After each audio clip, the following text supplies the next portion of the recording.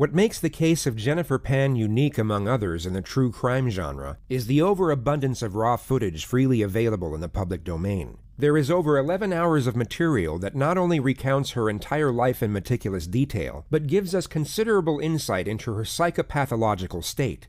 Jennifer herself will narrate her own story in this video, which is the reason the following lead-up segment will be condensed, as a brief outline is all that is needed before delving into the extraordinary mind of this individual. Jennifer was born in Markham, Ontario, where she was raised with her older brother in a middle-class household. Her parents, Beek and Han, were originally from Vietnam, and their method of parenting was strict, very strict, what some might even class as authoritarian. Success and achievement from their children were seen as outright obligations, whether it be in academics or extracurricular activity, and some might argue these expectations took precedence over the well-being of the children themselves. Jennifer initially took the imposed pressure in her stride and put everything she had into figure skating. She had exceptional talent, and at one point was expected to compete in the Winter Olympics, but she suffered a serious knee injury at the age of 14 and was told she could no longer compete. Her dreams were cut short, but of more concern was that her parents' expectations now had to be met through the more traditional route of education. And the issue was that Jennifer wasn't anywhere near as academically gifted as she was athletic. She was averaging a C-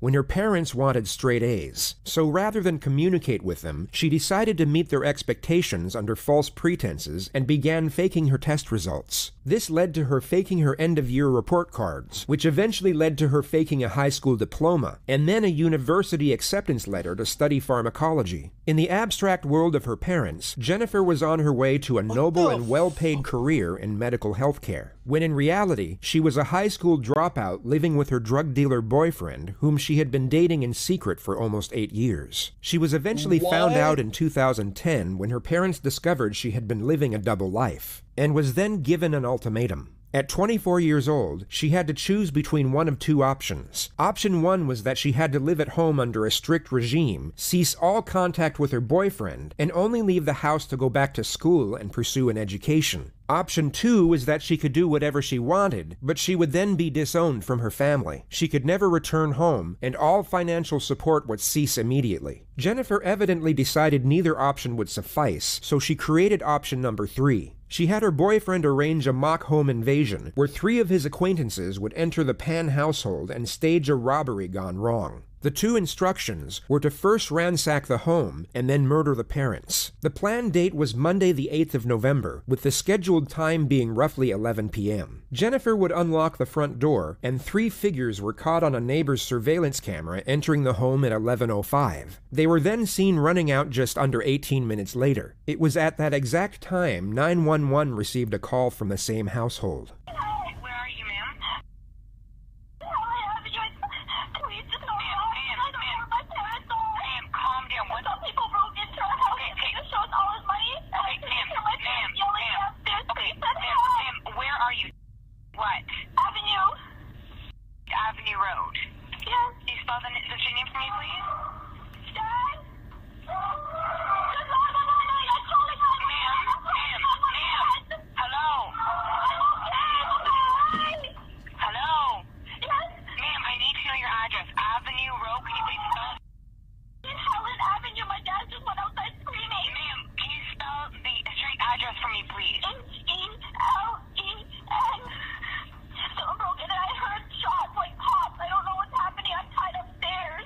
Beek Pan was shot twice, once in the neck and once in the head. She was killed immediately. The father, Han, was also shot twice, once in the shoulder and once in the face. He astonishingly survived and was put into an induced coma once he arrived at the hospital. Jennifer was taken to the same hospital as a precaution, but was soon cleared of injury. She sat by her father's bedside for roughly 3 hours before she was taken to the Markham police station to give a statement as a witness. I want to go through a form with you. It may seem kind of, why you're doing this, but this is it's like you're swearing to tell the truth about what you're going to talk to me about, and it's also going to explain to you the penalties for not telling the truth. I don't expect you to help me, but for a homicide investigation, anyone who's very close to the investigation, we do this with. Okay? So this isn't suspecting that you're not going to tell the truth. This is more of a feature that you understand the importance of telling the complete truth. Jennifer is not a suspect at this moment. She is only giving a voluntary statement under oath. She has not read her right to silence, but instead informed of her rights as a witness. She is basically told that fabricating evidence with the intent to mislead is an offense. After reading the notification off paper, the detective gives Jennifer a more human explanation of the instruction. What I've just explained to you is you're here voluntarily to help us, that you don't have to talk to us if you don't want to, but the importance of talking to us, and if you're talking to us, the importance of telling the truth. And if you don't tell the truth, there's criminal consequences for not telling the truth. That's all that stuff had to deal with. Okay? The investigator then leaves to get the Commissioner of Oaths, which is for the purpose of swearing in the witness, but he first brings in a box of Kleenex. This is universally recognized as getting startled, yet the official term in neurophysiology is the startle reflex via auditory stimulus. Hyperarousal from a traumatic event can often exaggerate this response in a manner similar to how Jennifer reacted to the sound of the door. Hello, my name is Andrew Spiro. I'm a Commissioner of Oaths with York Regional Police. I'm here so you can give a truthful statement, either by solemn affirmation or swearing on the Bible. Which do you prefer? Swearing on the Bible. Okay, just put your hand on the Bible. What the fuck? Do you, Jennifer Pan, swear that the evidence you shall give on this investigation shall be the truth, the whole truth, and nothing but the truth, so help you God? I do. Once Jennifer is sworn in, the lead investigator returns to collect the statement. Now I want you to sort of take yourself back to earlier on today, yesterday, meaning the 8th of November, and tell me about your day. Okay, start at any point in time, wherever you feel comfortable, and then we're gonna move forward. Okay. Yesterday, probably around 9 o'clock in the morning, 9:30. My mother.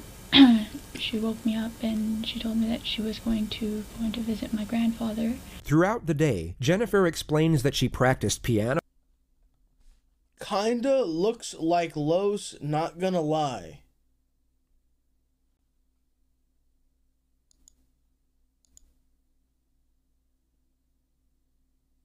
So there's only one person on this screen right now, and it's Jennifer. How the fuck?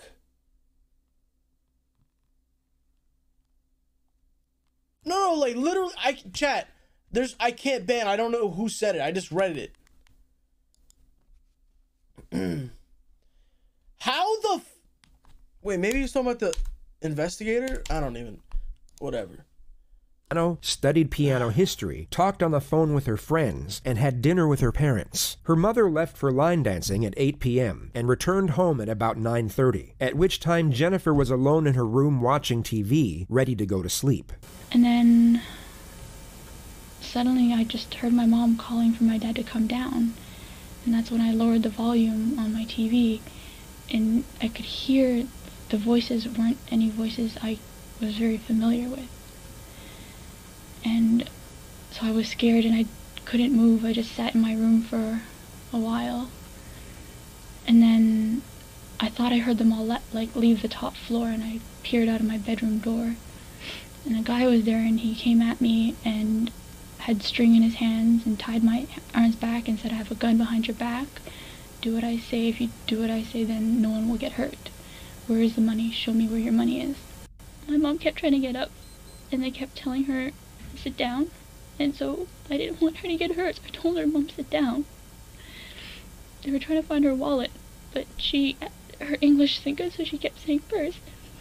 They kept pushing her down onto the chair. Okay. Take your time. Take your time. All this is very important, so take your time.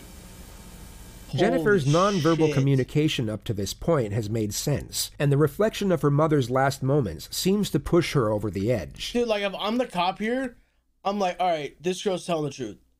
Like, there's no reason for me to not believe this right now. Like, this seems normal. She's like crying, thinking about it. Like, so the fact that it's not true is like, this is like psychotic, bro.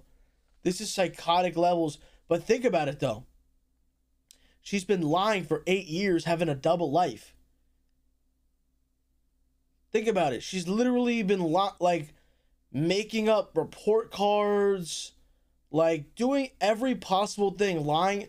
Like, how do parents not know about a boyfriend for 8 years? You know how hard that would be to hide that? So she's like psychotic level liar. It could be assumed the detective still considers Jennifer a victim at this moment, but in the next moment, he will start becoming suspicious. They kept all the lights off on the main floor. The only time there was light was when they opened the fridge door to see if they could find where my mom's purse was. Take yourself back to a moment in your life when you have been overwhelmingly upset about something, and at the same time were trying to explain to someone why you were upset. You wouldn't quietly and reservedly convey the events. You would likely blurt them out in a forceful and disordered manner. Your sole focus would be on processing your thoughts and conveying them into speech. The emotional turbulence of severe hysteria and grief makes it very difficult to convey thought into actual dialogue, and the simple wording of a sentence becomes very challenging. Jennifer seems to be more concentrated on how she's being perceived, yet finds her words easily and executes her sentences perfectly. One of the gentlemen asked my father if he had money in his wallet and where his wallet was. So they took me, because I was next to the stairwell, they took me up the stairs to show them where my father's wallet was. But I didn't know. They had turned the room upside down. I didn't know where his pants were at that time. The intruders retrieve $1,100 from the master bedroom and then tie Jennifer to the upstairs banister. Next thing I know, I think I heard my parents going down the stairs, and my mom was asking them for me to come with them. They wouldn't let me come with them. And after they said, the last things I heard them say was, "You lied to us. You lied to us." And then I heard 2 pops. My mom screamed. I yelled out for her. And a couple more pops.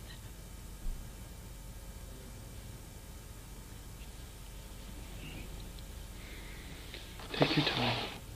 Take your time.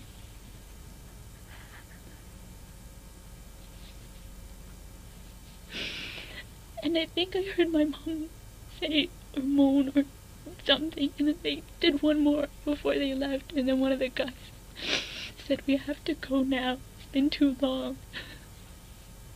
And then they ran out the door, and I think once they were out the door, I heard my dad go up the stairs, and at that point... Jennifer has clearly gotten her story straight beforehand, yet in the next moment appears to realize how unusual it is that she was able to make a phone call when her hands were tied behind her back to a banister. She hesitates, stutters, and even looks to the detective for approval twice before she quickly moves on. I had my phone on me, behind me, that I had hidden there that they didn't know about. So I had my phone on me, behind me, that I had hidden there that they didn't know about. So when I thought that they had heard them all leave and my dad ran up the stairs, I whipped up the phone and I called 911.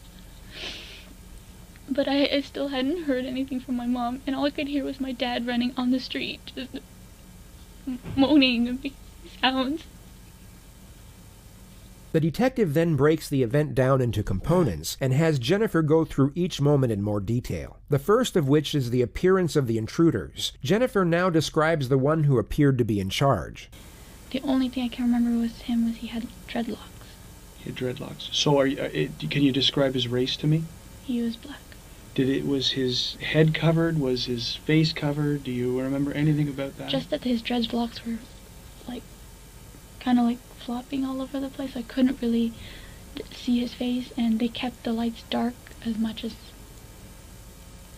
possible. Did he have a gun? Yes. Did you see the gun? only saw the top part of the gun. What did it look like? I saw the top part of the gun?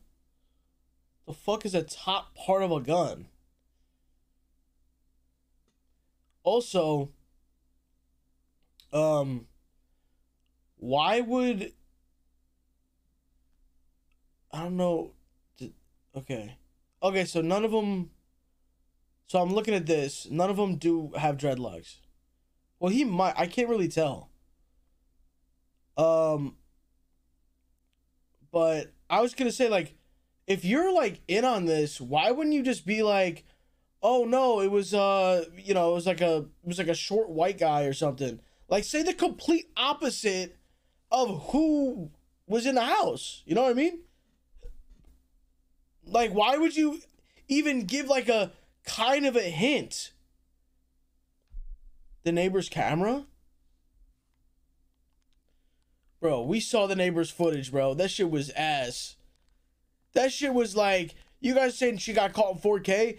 Bro, that was like, I don't even, that's not even a resolution. That's like a Game Boy Color.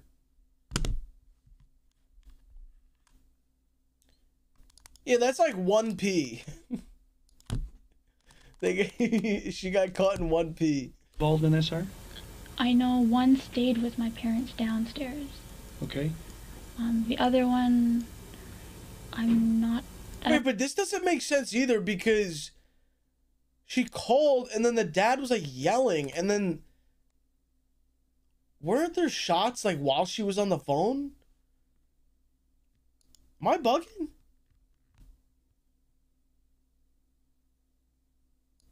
At that point in time, I was more focused on him, like he was seeing me and he was coming after me.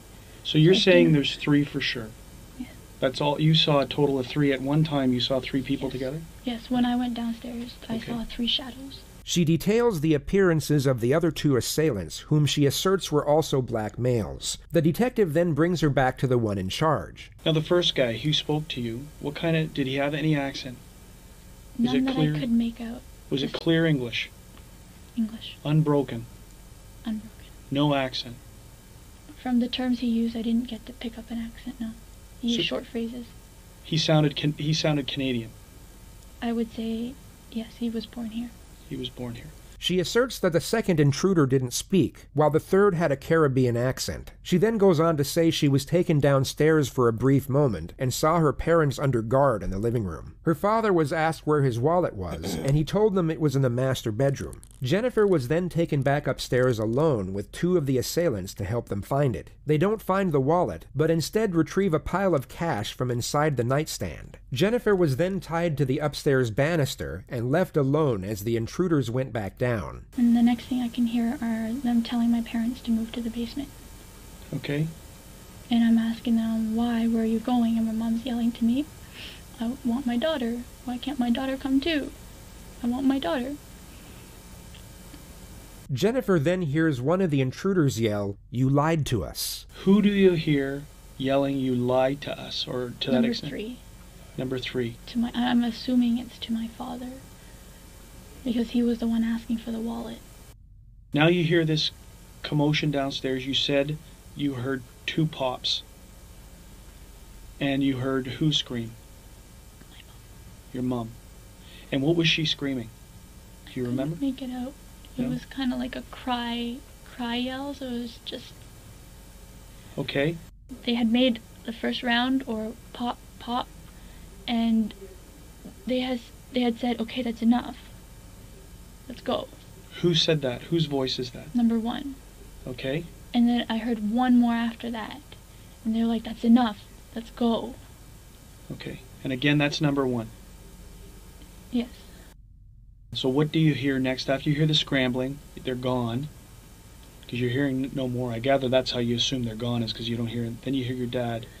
I reached for my phone at Okay. that point. And you call 911. Okay. When your father exits, you hear the door open.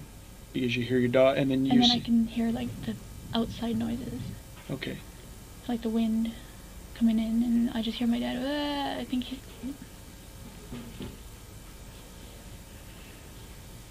You think that he's sustained some kind of injury because he's not. You can't understand what he's saying. Okay. What about? Can you hear your mom? Okay. Where does your dad go? Do you know where? You never see your dad again until when we're at the hospital. I think that's what you said, right? I saw him when he was on the gurney. Is there any reason, Bruh, to suspect or anything that's happened in the recent? Why? Like, okay. Here's my thing. Why would they save her? Like, why would the guys who broke in be like, okay, yeah, we'll just leave you to the side, but we're gonna murder these people? It's like, it would have been way more believable if she was like, oh no, I went and hid in the closet, and then I called the cops in the closet. Like, what? This is so far-fetched. Weeks leading up that would have you guys be a target of some type of incident like this? We live a straightforward, kind of almost routine life. Whenever Jennifer smiles, it takes her a couple seconds to realize she's not exhibiting the correct behavior, and she then snaps back into her solemn stare. The two looks are so diametrically opposed to each other that it becomes glaringly obvious she's forcing one of the emotions. Wait, what? What, in your opinion, would cause people to target your house to think that there was a large quantity of money? I'm not sure. Now, you say your mom drives a Lexus. That's another thing. It could be because of the aesthetic. Okay, why are you guys saying low? Dude, don't. Hey, bro. Dude, I'm not getting. We're watching this thing. I'm not getting into a LeBron debate right now. Let LeBron fucking go to Cancun in peace. All right? Let him go to Cancun in peace. I'm not talking about LeBron. I'm not arguing. And my fucking nose is stuffed right now. I'm not yelling right now. Yes. What about your dad? He drives a Mercedes and he loves that baby. Is that right? The question... Creepy fucking vibes. Creepy fucking vibes, bro. He loves that baby. What about your dad? He drives a Mercedes and he loves that baby. You know what, some people say certain things and it's like, no, that doesn't sound right when you say it. Like, you could tell she doesn't say that. Like, that was like a forced phrase. Is that right? The questions end here, and the detective leaves the room for half an hour to double-check if he needs any more information. After 15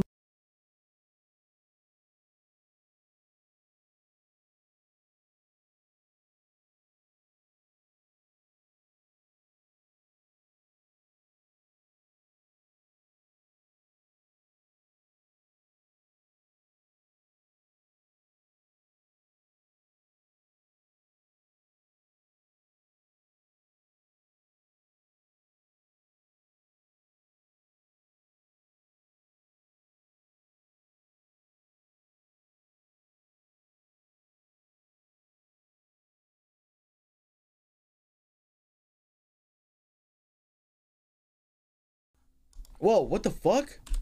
She then snaps back into her solemn stare. The two looks are so diametrically opposed to each other that it becomes glaringly obvious she's forcing one of the emotions. Alright, chat, are we back? Everybody refresh!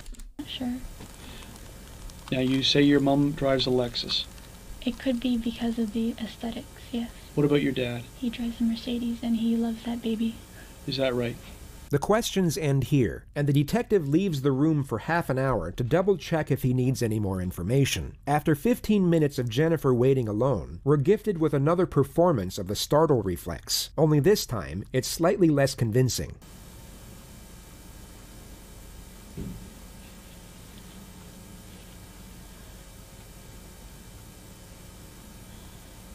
If investigators were certain of Jennifer's innocence, this would have been the first and last time she would have been questioned in such a manner. Police are extremely careful in how they involve victims in investigations as to not cause further unnecessary trauma. But on this particular occasion, it would come as no surprise that Jennifer's psychological well-being was of less concern. She was officially still a victim and witness, but unofficially a leading suspect. She was called back in to give another statement just 2 days later at 9 a.m. She was told the reason was to collect more details, but you'll notice that the line of questioning and the answers they attain have little to no use for anything outside of Jennifer's culpability. The actual reason for this second statement... Hey, listen, I just want to get a head count in the chat.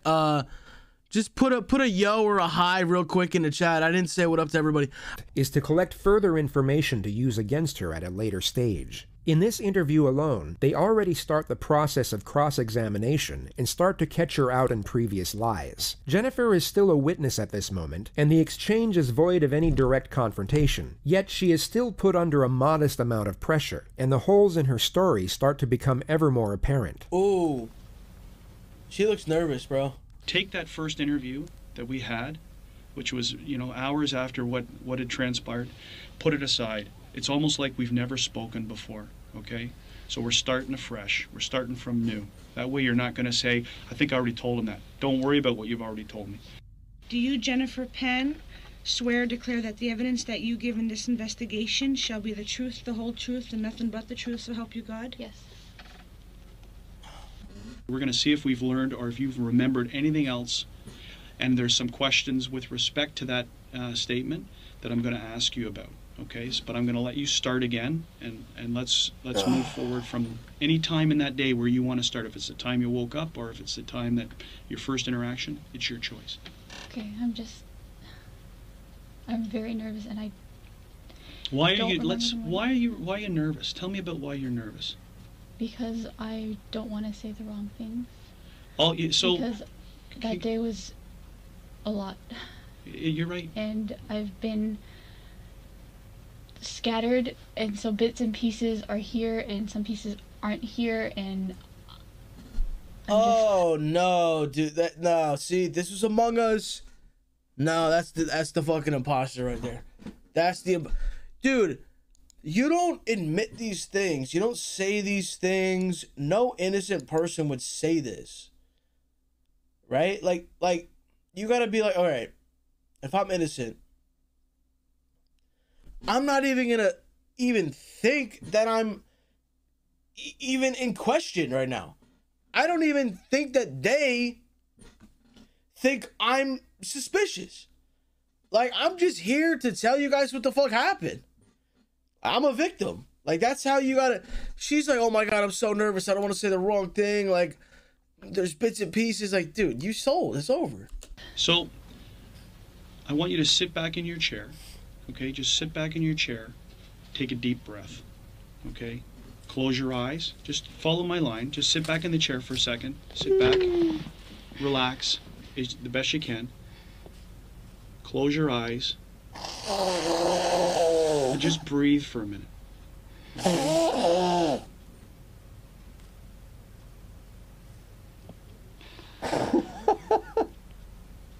The most curious detail you've probably come to notice is this. It's known as a self-pacifying gesture. A person who does this is most often uncomfortable, and sometimes... We gotta rewind that because I was fucking blowing the shit out of my nose.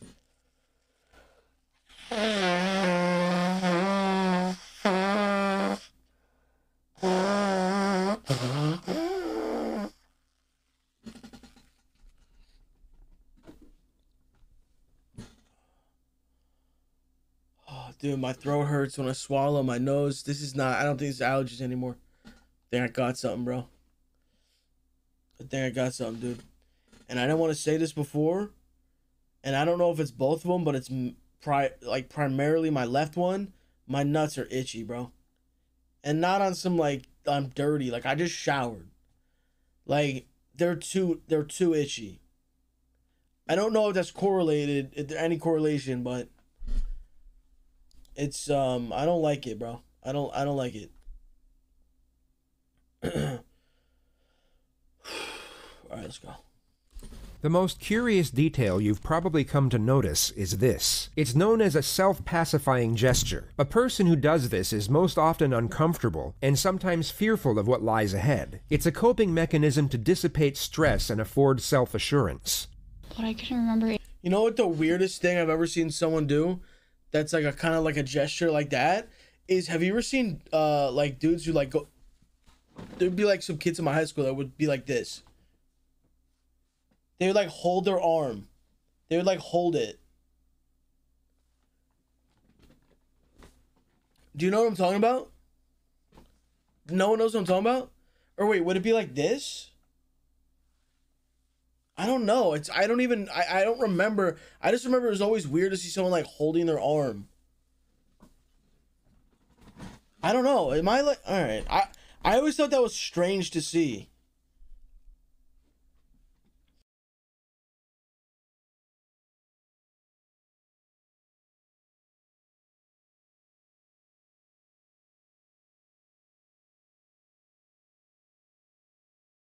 When I woke up, I had some Holy breakfast. shit. Dude, what is that? What is, like, dude, why does everything just mute? Like, what is that, bro? Dude, I need like a professional, like someone from Twitch, I need someone to look at my setup. When I woke up, I had some breakfast. She practices on the piano, studies piano history, plays games on her phone, and speaks with her friends on Facebook during the morning hours. Her mom leaves to visit her grandfather at around noon and returns at 3 p.m. to prepare dinner. Her father comes home at around 4:30 from work, and dinner is served 1 hour later. Her mother leaves for line dancing at 7, then returns at 9:30. Jennifer at this point is in bed talking with her friend on the phone, and her father is in the computer room. She then hears her mother loudly call out to her father. What is she saying? She's calling him by his name and to come down. Okay, so give us verbatim. What do you hear her saying? Hey, chat. I just saw Devin Booker tweeted "Be legendary," and I clicked on his profile and he unfollowed me. I don't know if this was because I was rooting for LeBron.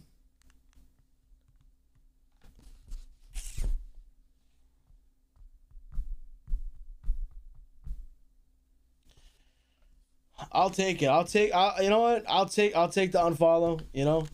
I'm not going to sit here and just fake root for somebody because they follow me back on Twitter, you know? I'll take the unfollow from Devin Booker. It's fine. You know, I'll even show him love on his tweet. Great series, man.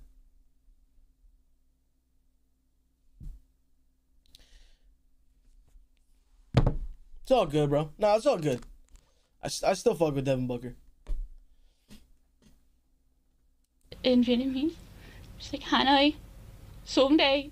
She's clearly aware that she has to appear mournful over the subject matter, and sensibly draws out this emotion at the correct moments. Yet what's fascinating is how she's unable to maintain this emotion when inquired over the same elements. In this very moment, she appears completely grief-stricken, but when the investigator inquires further, this supposed grief rapidly dissipates. It's extremely difficult to convincingly act out an emotion while evaluating a question. It requires two completely different parts of the brain, which is why most people can only do one of these things at a time. This is exactly what you see in the next moment, and continuously throughout this interview. And what does that translate to?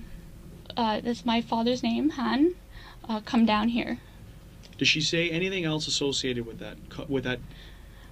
I can't hear clearly because, like, I was on the phone and the TV was on, Sure. but that's what I heard. Is she yelling? Or is it normal? It's a loud, she's not yelling, but it's a loud tone. Okay. She then hangs up the phone with her friend once she hears the commotion. As I'm hanging up the phone with him, I hear footsteps going up the stairs. Okay. But they're heavier footsteps than what is to be expected from my parents. Okay. Jennifer hears unfamiliar voices, so she opens her door to investigate. She has spoken for 2 minutes up to this point Wait, without what? being interrupted, and once again manages to build up her emotion to correlate with a supposedly terrifying event. Yet as soon as the detective interjects with a question, we once again see this emotion dissipate. I peered out, and there was a person in my... I thought she was watching TV and then she heard voices. What the fuck? She literally already changed her story. what would have been my brother's room. And where's your brother's room located? Just Oh my a little God. bit down the, like, I could see from my doorway to his doorway, just Okay. a little bit down the hall. Okay. The first intruder then robs Jennifer at gunpoint before taking her to the ground floor, where she then sees her parents sitting next to each other. From where I was standing, my father was sitting on the right, and my mother was sitting on the left, Sitting where? on a couch, on our couch. Sitting on the couch.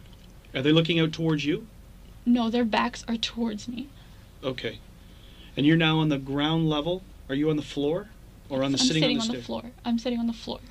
All right, where are your hands? They had tied my hands, So let's as go. I said. Let's go back up to the stairs. Remember we said Her emotional display in seeing her parents in distress gradually faded after each interjection, but you'll now see it completely cease altogether once she realizes that she made her first mistake. Everything she had said up to this point correlated with her initial statement, but she had just forgot to mention that she was first tied up before being taken downstairs, and only brought it up when reminded by the detective. take the other statement and whatever we've said before. No, I said it earlier. She didn't say she was tied up earlier. She completely forgot to mention it and seems to be trying to convince the detective otherwise. It's a moment of slight panic, which becomes far more pronounced when you compare it to her supposed grief-stricken recollection 5 seconds earlier. The detective doesn't challenge this, as it can be used against her at a much later stage, and the main objective at this point is to collect as much conflicting information as possible. Okay, then we must let's get back to that area. I think you might have touched on it. We went back into the description. So where do you get your hands tied, and where does the string come from? I'm not sure where the string comes from, but he had the string. Okay. And after I gave him my money, that's when he tied my hands. She is then taken downstairs where she sees her mother being interrogated by the second assailant over the whereabouts of the cash. According to her first statement, the second assailant never said a word the entire time. He had pushed her back onto the couch, and she Who kept... pushed her? Number 2. Okay. He was pushing her back onto the couch. And she kept saying, "Where's my purse? Where's my purse?" And the guy kept telling her to sit down, and I didn't want my mom to get hurt. Wait, what? How many times does she get up and get pushed back down?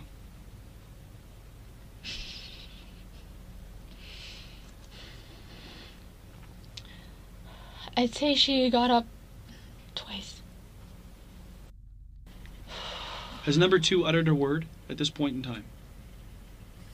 I can't remember hearing him. Okay. So we're just correcting what you said earlier, because you said earlier that it was number 2 who was asking where the purse is, what the purse is, and now you've said now it's number 1 guy who would I'm initially... sorry, it's just... No. It's all a purpose. The purpose here is clarifying what you're saying. So number 1 I just is... don't want to... Number 1 is the one who's doing the talking about the purse. Number 3 is focused on your dad's wallet. Okay. Jennifer continues to make contradictions and is forced to correct herself multiple times after she notices the puzzled gaze from the detective. He inquires over the appearance of assailant number 2, who is wearing a hoodie according to the first statement. Do you get a good look at number 2 now of what he's wearing? All I could tell was he had a vest, and his face was like a long oval face. He had a vest? No, hoodie. Okay.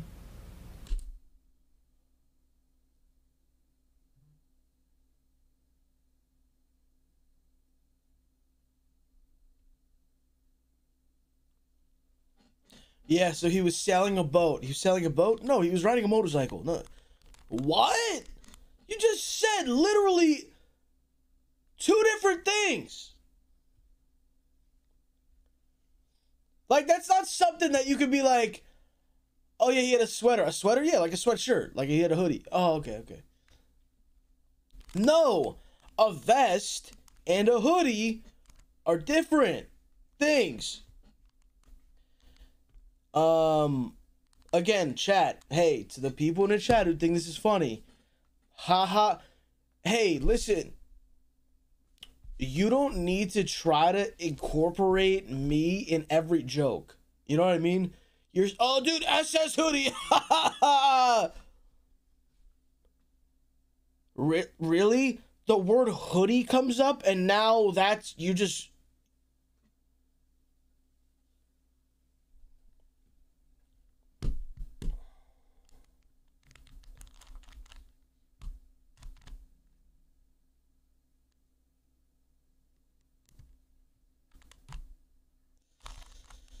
Dude, I'm mad we didn't get to make the Easter hoodies, dude. Dude, they sent so many samples to my house. I probably have $500 worth of hoodies in my house right now. I hated all of them. I didn't like any of the hoodies. And then they were like, well, do you just want to do another Champion hoodie? And I was like, do they have the pastel colors? And they don't have pastel colors in the Champion hoodie. So that's why the Easter hoodies never came to be. For anyone who was, people still ask me about it. I want to make a purple, a yellow, and a pink hoodie. It never got made. All right, let's go. Long oval face. Get a vest? No, hoodie. Okay. Dark hoodie. Okay. Did you see them recover anything inside your mom and dad's room? I did not see anything, no. Are you sure? Because when we spoke the last time, there was some mention of some other money that went missing. I believe when they were looking for my father's wallet, they had opened the drawer. And it was in an envelope. What drawer would that have been in? If you're at the doorway where I was standing on the left side, the bedside table. Whose side of the bed is it? That's my mother's side of the bed. Okay. More than likely a total coincidence, yet she almost appears to be praying that she gave the correct response. Fortunately for her, she was correct on this occasion. And approximately how much money? I'm not sure how much she took out for our trip, but I can only estimate about a few $100s. Few hundred, because at the last time you told me, you were pretty adamant about $1,100. So I'm curious to know how you came up with that number.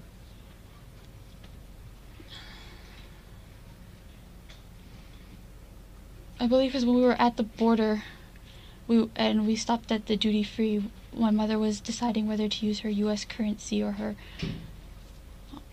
U.S. currency or her Canadian currency. So it was at that time you remember hearing $1,100, and is that the inference you're saying? Is that because you're pretty solid saying that it was $1,100 that went missing, that was taken, and that you saw it when we spoke, and who took it? Who took possession of the money? I'm sorry. It's all right. The detective lets the contradiction slide once more. Jennifer is then brought to the moment where the intruders had just left and she is tied to the upstairs banister. Let's come back to now. You're being taken to the banister in the upper. Sorry, I don't apologize, okay? I'm going to try and ask you questions to try and clarify. Yeah, I don't remember the most traumatizing thing that's ever happened in my life. That happened 2 days ago. I don't know. Like, bro, what? You would know every single detail. 5 points, okay? If you don't remember, you don't remember. Okay, so there's no apologizing. The only reason you would apologize to me is if you've lied to me. No. Okay, No, so then in this case, then don't apologize to me. It's okay. Okay, I'm going to ask you questions to clarify points. Okay. You're now bound to the railing. Can you show me, can you stand up and turn around and tell me, just show on the camera, how your hands are bound? And how you are against the railing. You don't have to sit down. I just need to see how you were. Oh my God. Tell you. Oh my God. The only reason that I need to do this is that I'm also going to ask you is that so take this back take it out of a traumatizing event, which it is, and put yourself into a more clinical position, because I want to see how you could physically get your phone out of your waistband. We're obviously going to need to know that. It's very important. So traumatize away. Now put yourself into just a state of, I need to mechanically show how I can get access to my phone. Okay, because that's obviously very relevant. We know you made the phone call, but questions are going to obviously raise is that if my hands are bound and I'm against the railing, how do I talk to a 911 operator? Okay? So clinically, this is now a clinical demonstration. Just stand up, focus in on how you did it.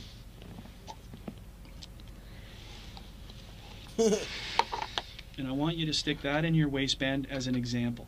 Okay, so just take your sweater off, because this will be a very smooth, very quick thing. It's a one-time demonstration. I'm not going to ask you to repeat it. The two critical parts of this demonstration are where Jennifer states she was tied, and the movement of her arms as she takes her phone out of her pocket. The investigator is hoping the mechanics of the two components would be illogical and contradict each other. They tied my upper arm Yes? around the banister, Yes? but my hands were bound together. So your hands bound together, and this is the arm that's the strings wrapped around against the banister? Mm-hmm. Okay, so now how can you get to the phone? And how do you make the phone call? Whether it be a stroke of luck or that Jennifer had prepared for this moment, this actually made sense. Had her arms gone left or the point of restraint been below the elbow, none of this would have been possible. It's perhaps the single moment where Jennifer's statement was somewhat beneficial to her defense. We know Jennifer was tied up when police arrived, but the assumption was that she had her phone in her hands the entire time and wouldn't have had to retrieve it from her waistband. She can now argue that this portion of her testimony is genuine. 911? Mm-hmm. And do you talk down like that?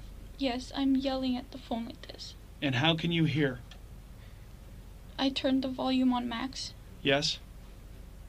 So that's exactly the way that you're talking to her against the railing. Mm-hmm. Okay, that's good enough. Sit down. Jennifer is then brought back to the moment just before she heard the gunshots. At this point, I started hearing my parents get up. And they're moving. Guys. I appreciate trying to bring humor to every situation. You are not about to say, Jennifer for 3, bang. You are not about to say that. This is a literal, she got her mom murdered. Alright? I'm not going to sit by and chat's like, oh, game 7, Jennifer. This is a serial killer. The hell is wrong with you, bro? I can't even yell right now. My throat hurts. God damn it, bro. You guys are sick bastards. And my mom's yelling, "Where's my daughter? I want my daughter. Where's my daughter?" And I'm yelling, "Mom, I'm here." Oh, God. Here. Jennifer, take a Kleenex and just take a minute. I wish I had those right now. You'll notice that she doesn't wipe her eyes or or blow her nose, just buries her face in the tissue, which the detective later testified remained completely dry. Get exposed. Get exposed. Holy shit, get exposed. See? Dude, you can't... Hey, again, don't talk to detectives. No, don't, dude. They're gonna save your tissues. They're gonna save your tissues. Okay. So we're now down in the basement. They're down in the... You know your parents are down in the basement. I heard pop. And then my mom. I heard her squeal. Multiple pops occur thereafter before she hears the intruders leave through the front door. Once the door closed, I heard my father. He ran up the stairs and all I could hear was moaning. Dad. What was that, Jennifer? I could hear it was moaning. Dad.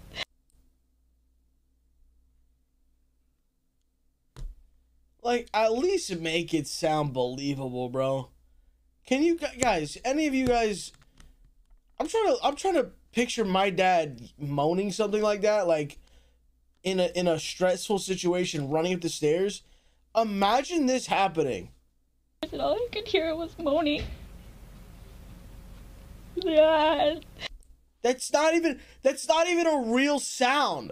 That's like a bird. That's like an injured bird. Come on, bro. And all I could hear was moaning. Dad. Once I heard him starting to move, that's when I pulled out the phone and I was trying to call 911.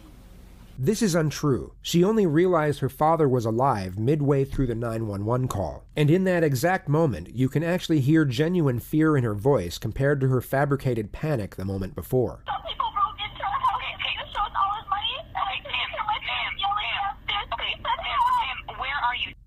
What? Avenue Road. Yeah. Can you spell the name for me, please? Dad? Ma'am. The final part of this statement is collecting information to set up the main strategy for Jennifer's interrogation that will take place 10 days later. They go through Jennifer's past and gather intel to lay the foundation for what's known as the how and why solution, which will be explained in further detail at a later stage. What I want to do now is I want to go into your past, okay? And start talking about things that have been going on with you.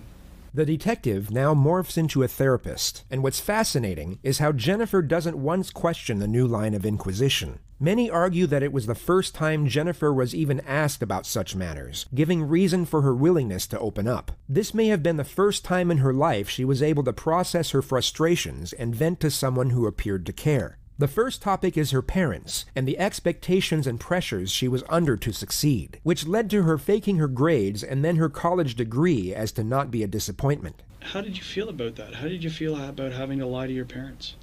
I felt guilty, but every time I tried to bring it up,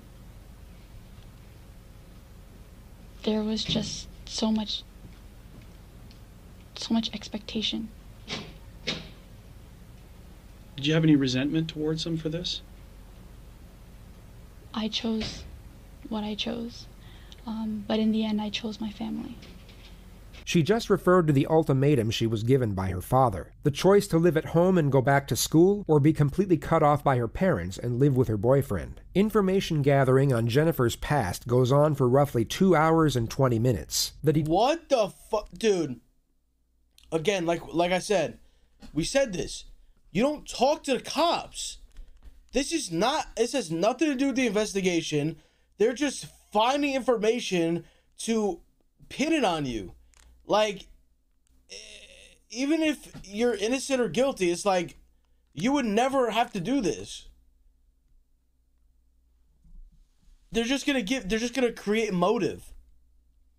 Detective then ends the exchange by putting her under some pressure. It's not a direct confrontation, but it's by far the most uncomfortable position she's been in up to this point. The detective subtly switches back to the home invasion and how the intruders were able to gain access without breaking in. Like you didn't hear a doorbell, you didn't hear a door knock, you didn't hear a door kicked in, you didn't. I was watching TV on the phone. I don't know how.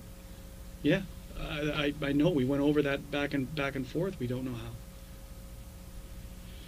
So somehow they got into your house by getting through your mom down on the lower level, right? Because she's the only one who's down there. She was the only one down there. So it's very confusing. Generally, random events are not, in most cases, random. There's a rhyme or reason why they've come to your house.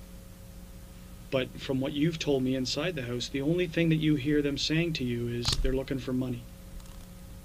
They're not looking for a specific quantity of money? No.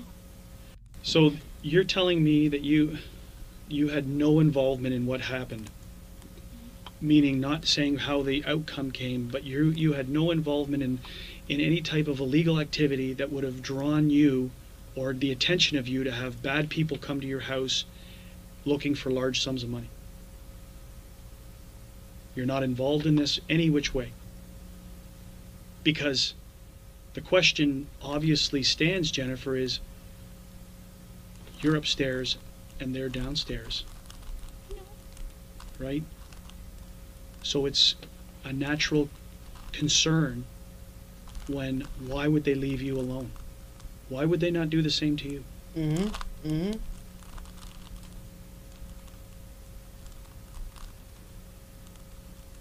You can't answer that question? The only thing I can say is he said I cooperated. But I asked him to take me. The number one guy? The number one guy said you cooperated. Okay. Who's to See? say this whole thing isn't a lie? That what you're telling me is a lie? Because if you are lying, it's the most cold-blooded thing that I have ever faced in my life.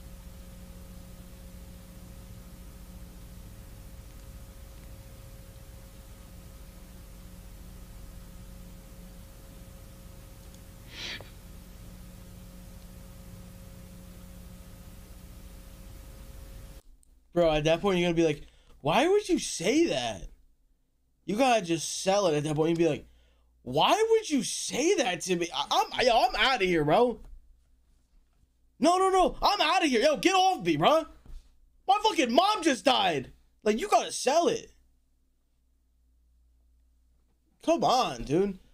You're crying? Yeah, that doesn't look suspicious.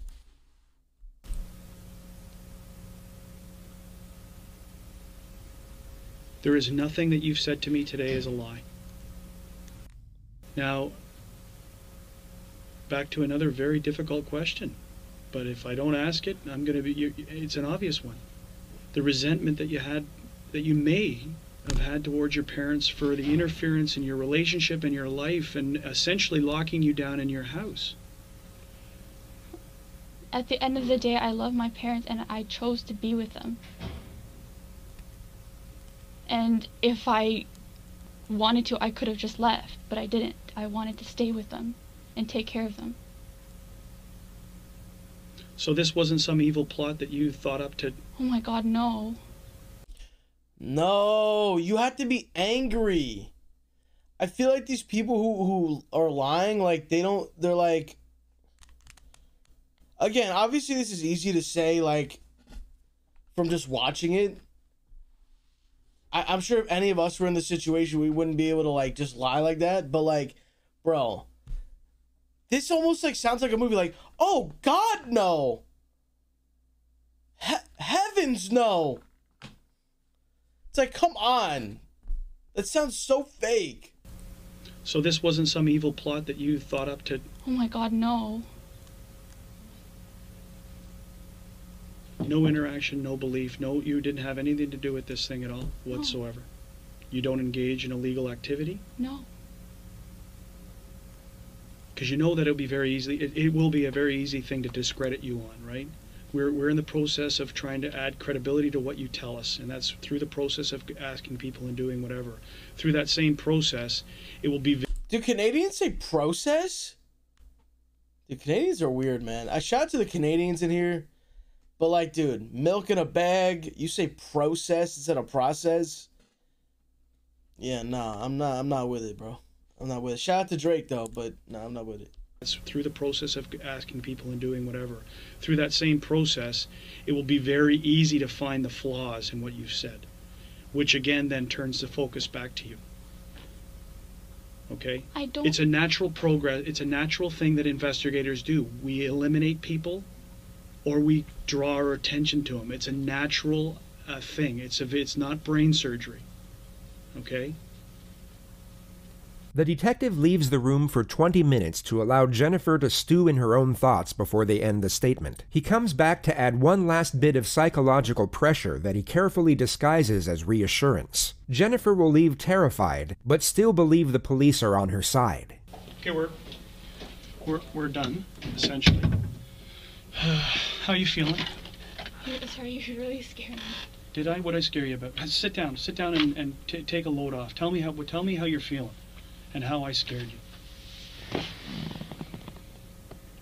I don't want you walking away from here thinking I'm evil. I want you to walking around from here thinking that this guy is helping investigate my mom's murder, and he's going to turn over every stone possible to make sure that we catch the people who do that. That's what I want you feeling. So I don't want you walking away from here thinking that I scared you, or I'm a bad man. Sometimes we have to ask very, very difficult questions, but it's my job. Okay? You're our only link. You're it. Until your dad is back and being able to be spoken to, right now you're our only link to this case. Her father had bullet fragments lodged in his face that doctors couldn't remove, and a shattered neck bone. At the time of this interview, the consensus was that if he did regain consciousness, he would be useless as a witness due to irreversible brain damage. So we Oh may my- rely on you heavily until we can speak to your father. Okay? So don't be afraid. If you've told the truth, the last thing you should be afraid of is anything. If you've told the truth and you've been truthful through this whole process, then you're helping. You're doing your part. Okay? And don't be afraid of me. I'm just afraid because, you know, like, I know everything is just all pointing negatively right now, and I don't understand why. I feel that, like, the way you're speaking to me, it's kind of like, I know you said that you had to say those things, but it's here, and I've already said it to the special victims yesterday, but there's, like, ideas in my head. Yeah. And I'm afraid to say it out loud. But Ideas about speculation of what happened? How it happened? Unfortunately, at times some of us have to point the finger, seem like we're pointing the finger, and it really is just to provoke you to see what you're going to do, how you're going to respond. Okay? So, it's only a question, and it's been answered, and if you've been truthful, okay, you have nothing to fear. Absolutely nothing. Okay? Police kept Jennifer under close observation from this point forward. A surveillance detail was assigned to track her every movement, and she was even monitored at her mother's funeral 3 days later. According to reports, she was emotionless the majority of the time, only showing what appeared to be feigned grief at certain moments. She never shed a single tear, and kept her eyes to the floor or completely shut for the entirety of the service. Jennifer's father had in fact awoken from his induced coma the day prior, and miraculously seemed to remember everything from the night of the incident. Whoa. He would give an official statement in secret on November 16th, and multiple parts of his story contradicted what Jennifer had told police. The most Whoa. significant detail was that she was never tied up, but instead walking around freely and talking with the intruders as if they were friends. He actually What? spoke with Jennifer over the phone, but was informed by investigators to act amnesic and not to confront her, only to ask her if she thought her ex-boyfriend was behind it. She stated that she was almost certain he wasn't. The only issue with Hahn's statement was that he had suffered minor brain damage from the gunshot, which could be used by a defense team to refute his testimony in court, or even get it thrown out altogether. Yeah. Furthermore, it was essentially his word against Jennifer's, and their turbulent relationship would also work greatly in the defense's favor. York Regional Police knew they needed a confession for the best possible chance at securing a conviction, so they assigned their most experienced investigator to conduct Jennifer's interrogation. She was called back into the Markham Police Station on the 22nd of November at 2:30 p.m., a week and a half after the incident took place. So just for the record, it is the 22nd of November 2010. We're at the 5 District Station in the town of Markham. My computer right now says 2:39 in the afternoon. Okay. Just for the record, my name is Detective William Gates. You can just call me Bill here today. And what do you like to be called? Jen, Jennifer, Yep. What do you prefer, Jen or Jennifer? doesn't Either or? Okay. So Jen, you're aware that the audio tape and everything's on. It's the same as last time. Okay. You've been here on 2 other occasions, I understand. On the Guys.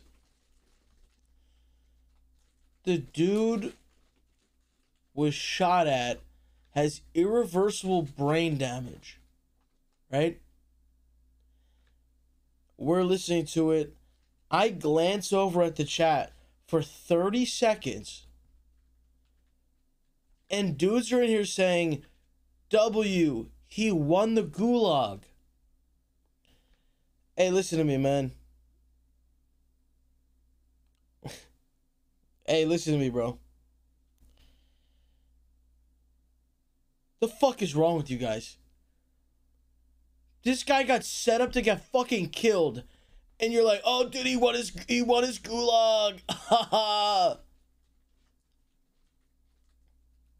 Dude, this isn't even sub mode's not even the solution to this. I don't even know. I don't even know what is the solution at this point, to be honest. the 9th of November, and I believe again on the 11th of November. Is that correct? Okay. And do you know why we're here today? Just to discuss stuff. Yeah, regarding what? The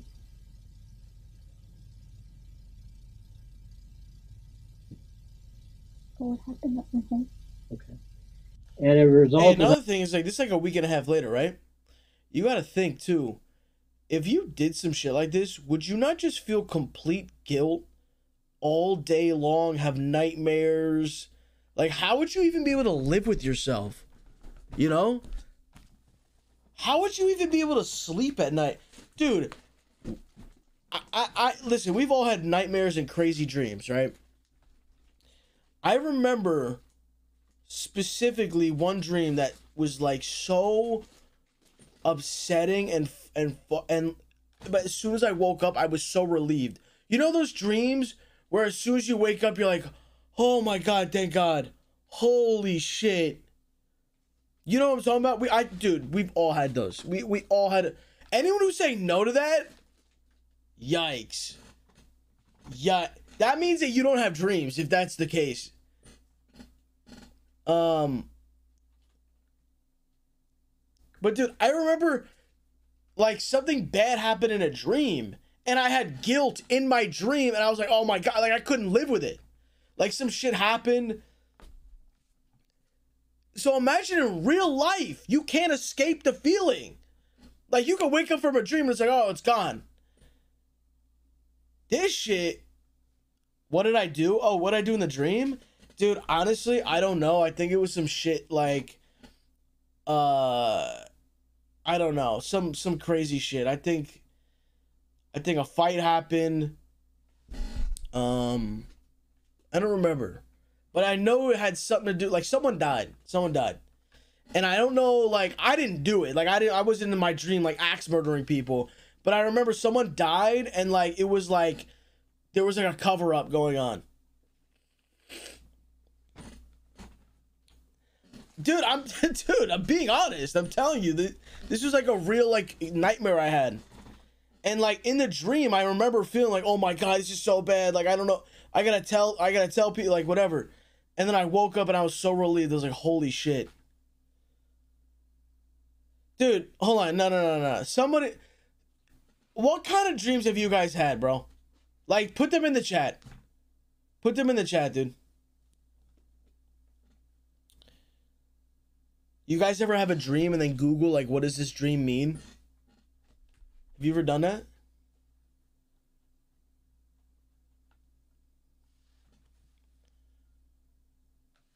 No? You should do it. It's pretty interesting.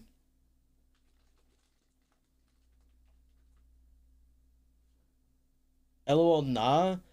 Specific, we already know that you're not okay. Like, you're fucked up. You're a fucked up person. So, like, we know, like, yeah, of course you're not gonna Google your dreams. You're probably having insane, fucking crazy dreams and nightmares every night. Oh,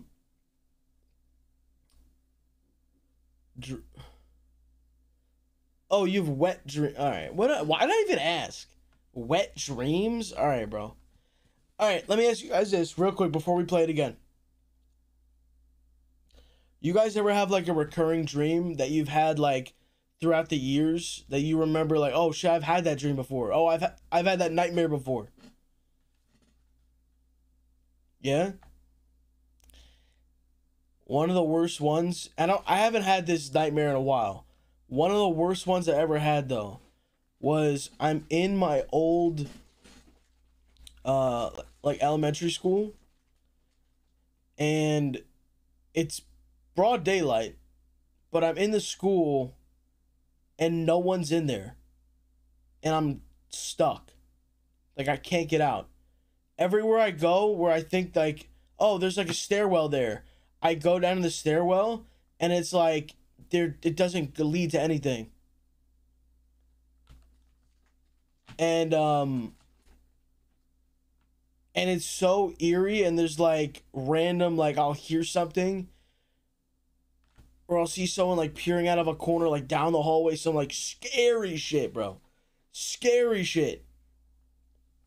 Oh God. Why? I don't even want to think about that. Oh my God. Dude.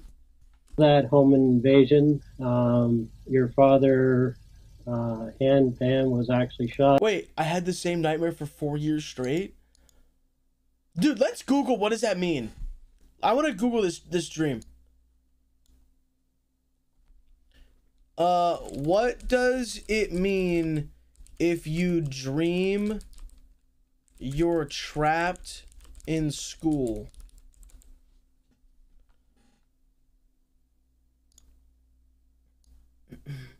Dreaming about a lock or anything locked is a sign of confusion.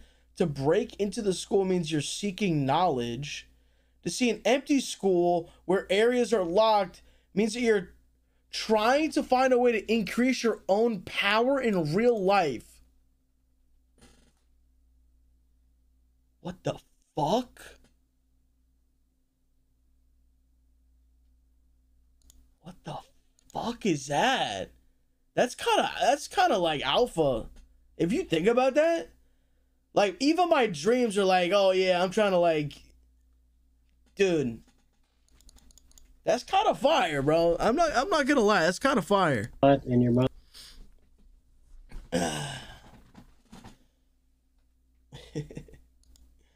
No, there is another dream though. Nightmare, not dream. Where if you have a dream that you like lose your teeth, that could mean a few different things. But that's happened to me before, where I like lost my teeth in my dream. Has that ever happened to any of you?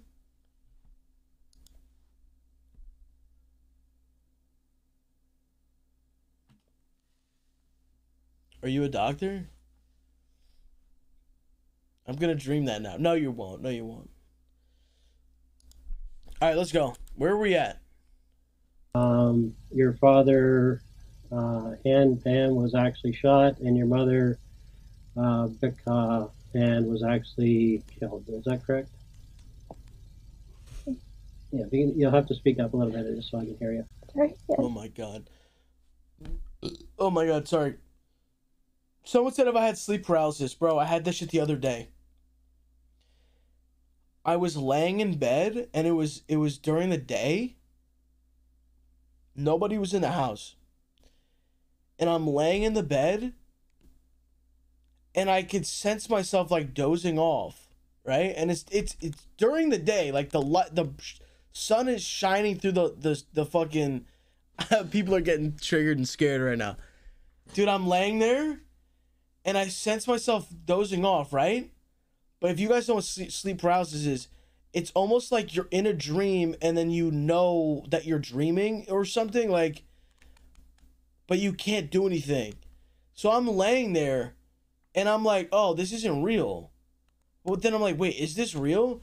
And I'm like in my room and the door opens. And then it's just like this, like this like quick thing like towards you, and then you're like, oh my god. Holy fuck. Dude, it's literally the scariest fucking feeling, bro. It's literally the scary. I'm not trying to trigger anyone and get anyone to have that kind of nightmare. That's awful, dude. Dude, it's literally the creepiest shit, bro. Hey, but yo.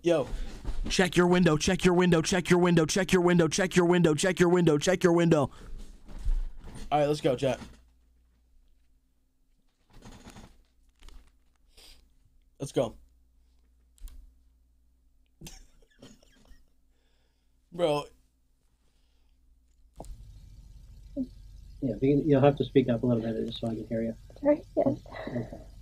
What's unique about this interrogator is how he immediately adopts a no-nonsense approach, yet manages to build rapport and remain sympathetic at the same time. You'll see that he has far less patience compared to the previous investigator, yet seems to create a stronger connection with the suspect. It's a hard thing to explain, but easily observed, as you'll soon find out. So that's what we're going to discuss here today. Jennifer this time around has read her rights to silence rather than her rights as a witness. If she knew anything about the law in Canada, she would be wise to the fact that she is now a suspect. Fortunately for the investigator, she remains completely naive to the situation throughout the opening phase of the interrogation, making her far more susceptible to the strategy he is about to employ.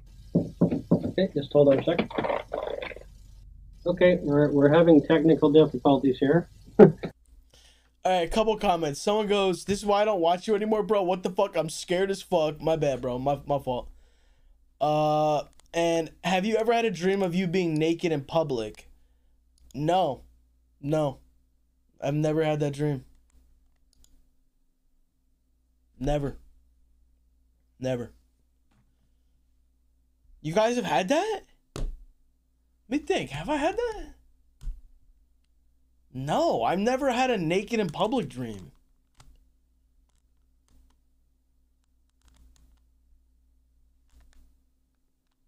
Naked at school?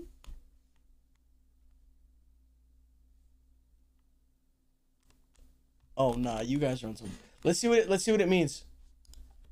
Dream meaning naked at school. When you dream about being naked, it reflects on your insecurity, making you fear that it might get revealed. Being naked shows that a dreamer is embarrassed of all their weaknesses and fears that their fellow students might soon know. Damn, chat. Hey, man. Listen, I don't know if it's the micros in the chat. I don't know. Listen. There's nothing to be insecure about. Let me put this out there. Okay? I don't care what you look like. I don't care what you smell like. I don't care how big your meat is. I don't care how big your moves are. I don't care. You have nothing to be insecure about, because guess what? You are only insecure if you let yourself be insecure. Meaning, like, if you act cocky about shit, or you're like confident about shit, you won't feel insecure about it. It's impossible. It's impossible. Like, let's say this for instance. You know the dudes who wear like t-shirts into the pool or the beach, right? Right there, you're showing me you're insecure. But if you see a big ass dude just in the beach walking around, doesn't give a fuck, he's drinking a beer, whatever, you're like, yeah, that guy doesn't give a fuck. You know what I mean? So it's like, you're the one who makes yourself insecure. And you could change because all it is you thinking like, oh, what are they going to think about me? Meanwhile, everyone is just thinking the same shit. Everyone is like, what are they thinking about me? When in reality, no one's like thinking anything. Like nobody's really thinking anything. And that kind of contradicts me saying if I saw a guy wearing a t-shirt in the ocean, I'd think they're insecure. But that's like an example, like you can't escape that. Like you're wearing a t-shirt in the ocean, you just seem insecure.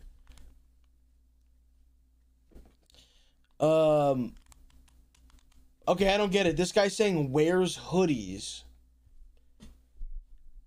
I wear t-shirts on stream. I wear a hoodie. It doesn't matter. Either way, you're saying I'm tugging. I wore a jersey on stream. I'm tugging. I mean, dude, I've already said this. When I tug on stream, it's because I look in the camera and like, let's say I have a logo and it's like this or some shit. It's like moved. I just go like this and straighten it out. That's it. That's literally it.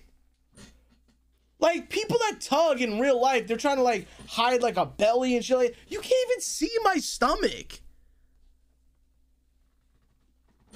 So that's why I don't understand when people say I'm tugging. It's like, dude, I'm on a camera. Of course, like, I want to look good. Like, I want my shirt to, like, you know, you see the... Anyway, moral of the story is, yeah, if you have a micro, it's fine. Okay, we're having technical difficulties here. Okay, so that's why they interrupted me. What we're going to do is, if you don't mind holding tight there, I'm just going to move my equipment to the other room. Okay, and then I'll come over and we'll move over there next door, okay? I'm just not comfortable being on my own. Okay, I'm going to be right here, though. Okay?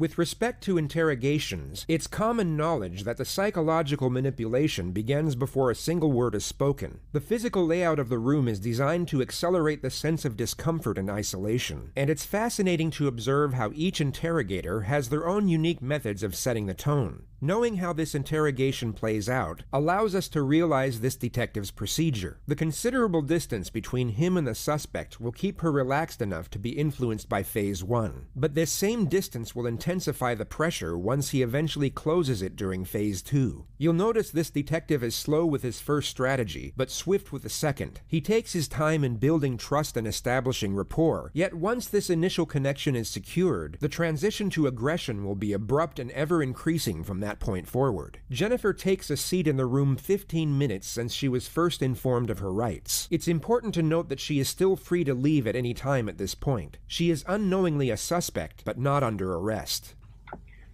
So just for the record, this room is being videotaped and audio taped, just like the other one, okay? And I'm just going to grab my chair from across the way, okay?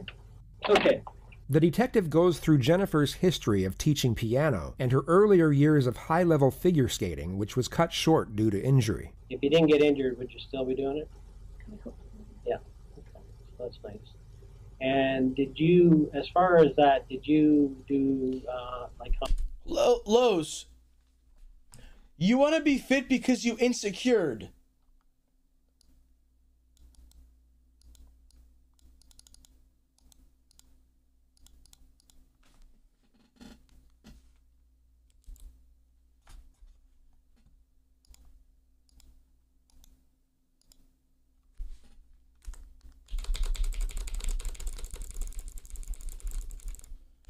Lowe's, you want to be fit because you insecured. And you spelled insecure wrong, and that's not even a sentence. You know why I want to be fit? So I feel good all day.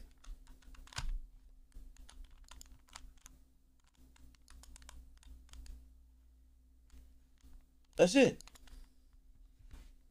It's about how you feel. I don't care. I already know I look good. I'm talking about like how I want to feel.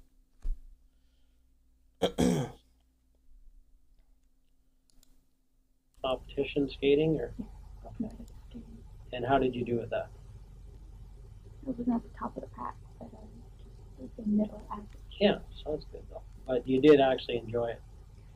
It was more than just going for competition. All right, we gotta actually, yo, seriously, yo, let's lock back in. Let's actually focus on this and watch this, because I'm stopping way too much talking about dreams and micro penises.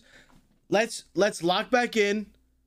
Just let me know when you're ready, and then we're gonna play this. I won't do any pauses, unless I really have to pause. All right.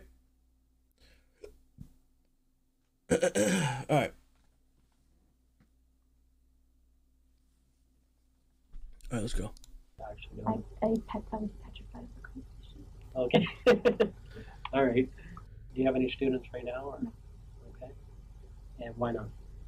The students I were teaching, they went to high school and lost interest. Oh, okay. Yeah, too big for piano. Yeah, I took it in grade school too, but I think I went to grade 7 in it, I think. Like when I was in grade 7, I stopped taking it, but I still remember Swans on the Lake. I know how to play that, that's about it. The detective then goes through Jennifer's work history as a server before touching on her future plans in education. Jennifer mentions that she plans to go by her parents' wishes and pursue a career in healthcare, at which point the primary strategy is initiated: the how and why solution. The detective gradually begins to shift the blame away from the suspect and onto another set of circumstances that prompted the suspect to commit the crime. He starts developing a theme that will afford her a psychological justification in doing it, and this theme will be further established as the interrogation progresses. It starts off subtle so that she remains oblivious to the agenda. Now, if you could pick any job yourself, I'm not talking about anybody else, but if you could pick for yourself, what would it be? I'm going to be a piano teacher on like when I come home. But in the daytime, I'd like to have a simple, maybe like a lab technician job, just work 8 hours a day, and then come home and teach piano. Okay. This is an answer the detective was hoping for. Jennifer's preferred career choice is at odds with what her parents wanted, so he now builds on the concept of the overly controlling parent and the unfair limitations it causes the child. He then links this concept with the subject of Jennifer's boyfriend and how she was kept from seeing him. Now, eventually you were discussing Daniel. What happened with that relationship? I hid it from my parents at first. They didn't agree with me having a boyfriend. Okay. And once they found out, they didn't like the fact that he was of mixed race. Okay. And they told me to stop seeing him. Okay. And how did that make you feel? That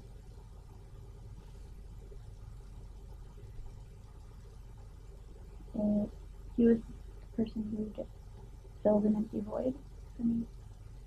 So it felt that a part of me was missing. When you broke up, you felt the part was missing? Is that what you're saying? When they first told me to stop seeing him, stop talking to him, I felt like a part of me was missing, and I fell into a little bit of depression. Okay. How did they find out?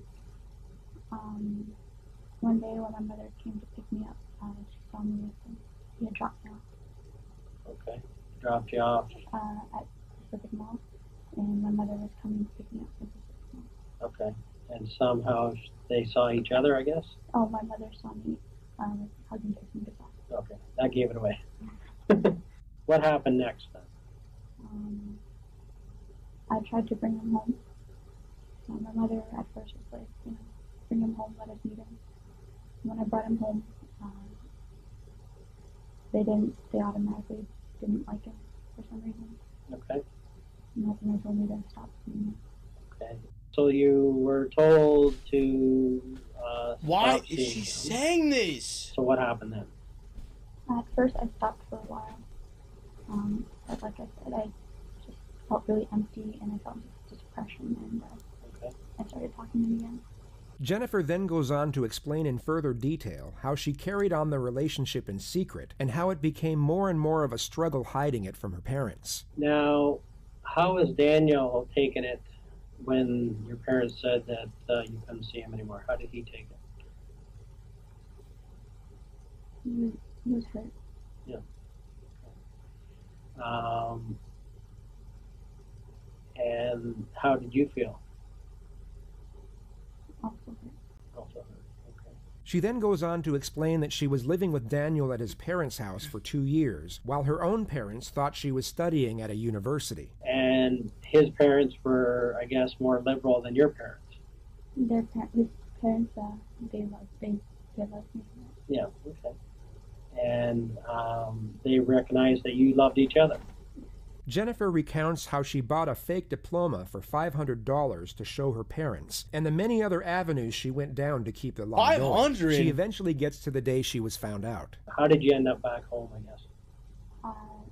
They called up my friend, who I said I was staying with, in the middle of the night, and she was groggy and forgot what day it was, and so she's like, isn't she home? And I wasn't home. Okay. She messed up. I don't blame her, but... No. Okay. Jennifer then goes on to explain the ultimatum she was given and the restrictive measures that were put in place so that she wouldn't be able to see her boyfriend. So how has that felt, being under those guidelines for the last 18 months? It was okay, it wasn't the best feeling in the world, because, I just felt like trapped. Okay. But it's what I chose to be with my family. Okay. And so you made a choice between what? Living out on my own with Daniel and staying home with my parents. Did you feel you really had a choice or not? There was no choice because family always comes first. Okay. And where do you get that from? Where do you get that belief? Okay. So family's number one? Yes. The detective then brings up Jennifer's earlier assertion of being depressed, and then affiliates it with the restrictive measures she was living under. What was the worst the depression got? I cut myself. Okay. All right, I don't want to pause, but when we are all watching this, just focusing, there's still psychos typing in the chat, and I'll just read a few. A guy said tug counter, and then put 55. Meanwhile, I've just been sitting here. I'm not tugging anything. Someone goes, your bagel bites are ready in the microwave, sweetie. Don't understand why that's even a thing. 7 out of 10 in my book. Good tug there, Lowe's. So those are the three. I'm not reading any comments that are coming in now. Just saying, like, we're all sitting here paying attention, and I look over the chat, and it like kind of like slows down for a second, and then there's just dudes who just say like insane shit. And when did that happen?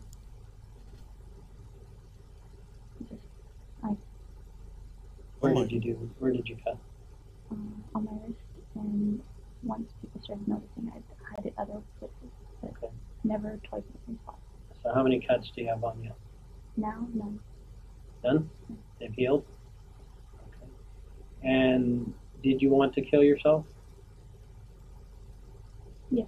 Jennifer asserts that she tried to kill herself when she was 19 by overdosing on sleeping tablets. She also states that her self-harm was a distractor from the pain and frustrations she was going through. Did you ever feel that they expected too much of you? How so? Comparisons to other people, Okay. So who would they compare you to? like classmates, clubmates, cousins. Okay. And so some of them have been successful recently? Okay. And what did they say to you? Wish you could have been that person. Okay. So that's pretty hard, right? Hard to take for you? What I've heard all my life. Nothing. Okay. Did you ever feel like, I know you're smart and they believe you're very smart, but did you ever feel you weren't as smart as what they thought that you were? Yes. Okay, I get that feeling, that it's pretty tough to live up to their expectations. Okay, like your dad ultimately would like to see you be like a doctor. Those were pretty high standards for anybody. Not everybody can be a doctor. Okay? But they may have acted like you could have done it no problem. Their expectations were so high that few people will be able to reach that expectation. I'm not just talking about you, I'm talking about anybody. And it started at a young age. The detective further explores the stresses of living with overly strict parents, and Jennifer explains in further details the way she would cope, which for the most part was lying about her grades and living a double life with her boyfriend. How did it feel having to lie to them all those years? It's really hard. Really hard. Like I wanted to tell them, but it just they always looked down and disappointment. Okay. I'm sure there were days when you actually planned that this is the day I'm going to tell them, and then you just couldn't spit it out. The opening strategy of the how and why solution has now been executed. A connection has been attained, and the desired narrative established. The next phase of the interrogation is about to commence, which is first set up by a two-step strategy. Step 1 is to induce fatigue. Step 2 is to induce fear. Now, when's the last time you spoke to your dad? This morning, just to see if my brother had made it into school. And what have you and your father discussed about this case? He just asked me. Dude, I'm like getting into it, and then I look at chat. Lowe's stand up, Lowe's busted? What even happened? How? Dude, I'm literally just watching the video, and I look over, and a completely random reaction's happening. No, what did they say that you said that? Induce fatigue. Step 2 is to induce fear. Now, when's the last time you spoke to your dad? This morning, just to see if my brother had made it into school. And what have you and your father discussed about this case? He just asked me if Daniel was behind it. Okay. And I told him I don't know 100%, but I don't think he did. Okay. Why would he ask that? Because he believes that we still talk and that he would go to anyone to be with me. Okay. And what do you think about that? I know that he's moved on, so I don't think he would go to these lengths to be with me when he's already moved on. The detective has Jennifer go through the entire incident once more, but unlike the first investigator, offers no reassurance nor consolation. Jennifer starts fake crying again, yet this time is given no tissues to wipe away her non-existent tears. Ooh. Now, do you think there's any reason why they tied you up and didn't tie your parents up?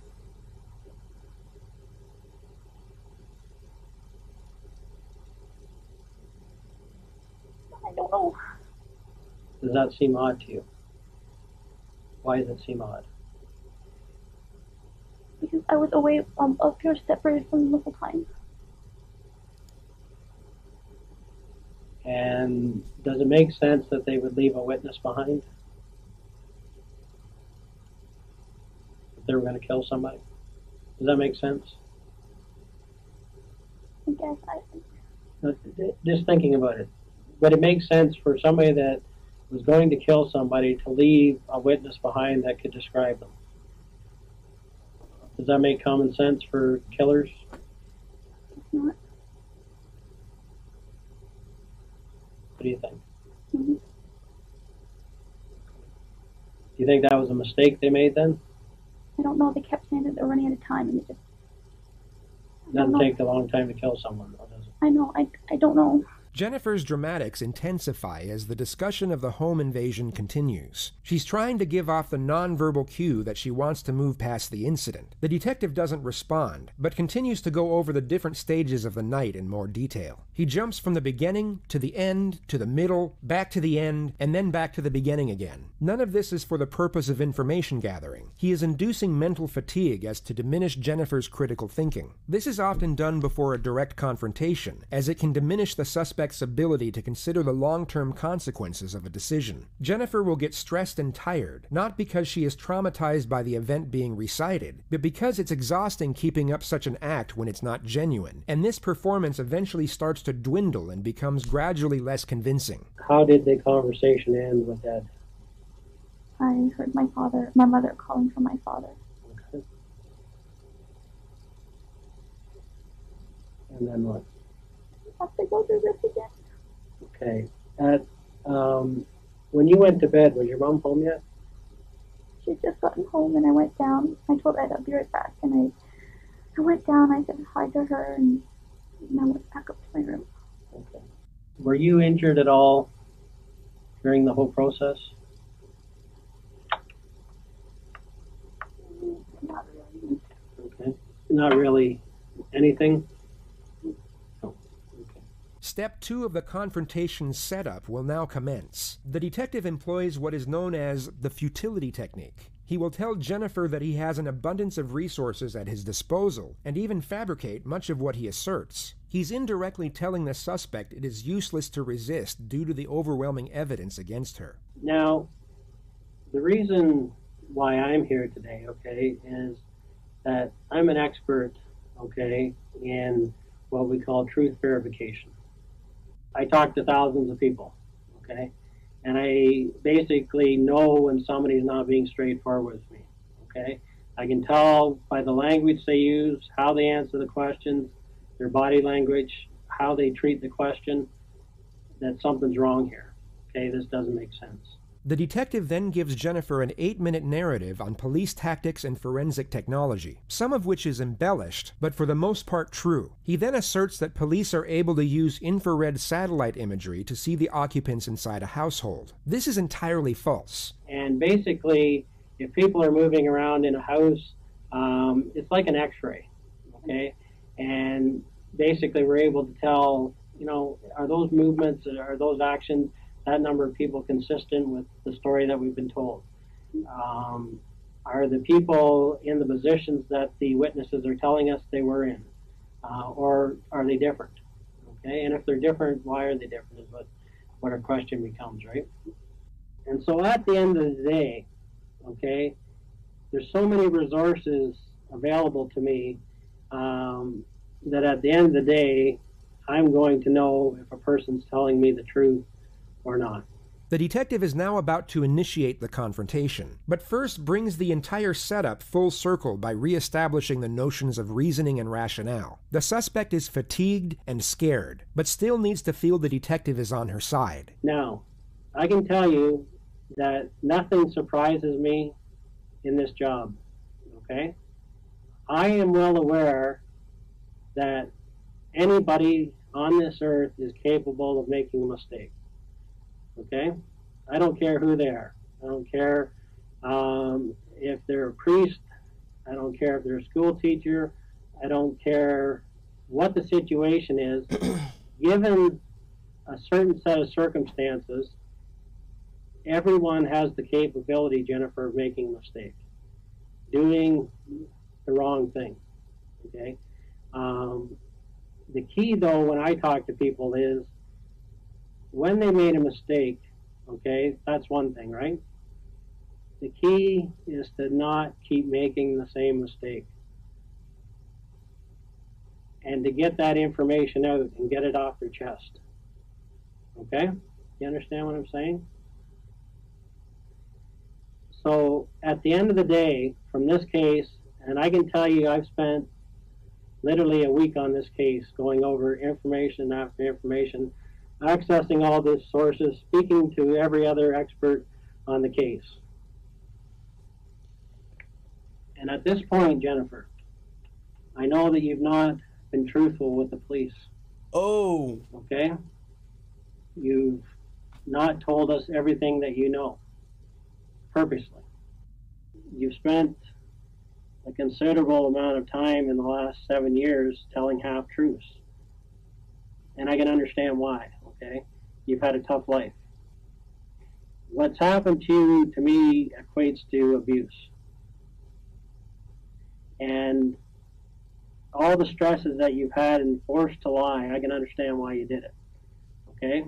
But you're in another situation here where you're under another tremendous amount of stress. And it doesn't feel good inside, does it? It breaks down the person that you are.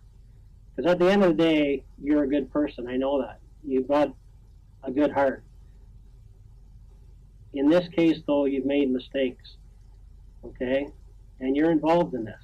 I know that, okay? There's no question about it. The only question right now is, are you going to keep making mistakes? Are you going to go on the route that you've gone on over the years and try to pretend that things happen that never happened? Okay, are you going to not face reality here?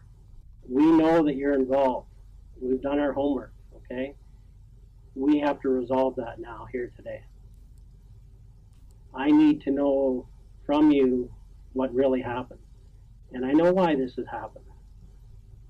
You have spent your whole life trying to live up to expectations that you can't meet, okay? And that stress the hell out of you. You're a 24-year-old woman being treated like a 15-year-old. Bro, like, if you are innocent, right, and then getting accused of this, would you not have said something by now? Would you not have been like, what? What are you talking about? She's just sitting there. As if she's listening, like, oh, you're right. Like, contemplating it, like, going over it. She thinks they already caught her. That's the thing that's tricky about these detectives, is they don't know that she did this. They're just hoping that this tactic works. She could be innocent right now. Okay? You've never done anything that terrible in your life, but you're being treated like you have. You're not being treated like the adult that you are. Yes, you made some mistakes. Big deal. You're not the first person that has gone out and not told their parents that they're dating a guy, because in your culture they don't accept it. I understand that. I've talked to people in here that have kept that secret for their whole life from their parents. Venomous! Okay, so that's not abnormal. But that Thank you puts for a the lot of 5 stress on gifted. you, right? That's not easy for you, is it? No. Appreciate you, Now, bro. what we need to get down to here today, Jen, is what really happened. You need to tell me what went on, because you know who was in that house that night. You do, Jen. There's no question about that, okay? While remaining empathetic and understanding, the detective still needs to keep There's no Jennifer's question about confidence that. low. He watches for denials and stops them immediately. Letting the suspect deny her guilt will only increase confidence and morale. This needs to be stripped away as much as possible, as early as possible. There's no question about it, okay? The focus is kept from the magnitude of the crime and concentrated on the justifications of why someone would commit it. Yes, their intentions might have been good, but they're not realistic. They're not, Jen, were they? Jen? Their expectations weren't realistic, were they? You couldn't live up to them, could you? Dude, that's a funny meme on Twitter. The guy holding the sign, he's like, our expectations were low, but holy fuck. What is this? Oh, this box of cereal came with a little Funko. Look, it's a baby Funko. Fuck you guys. You judge me. Who are you to pass judgment? Oh, these smell good. Oh. Ew.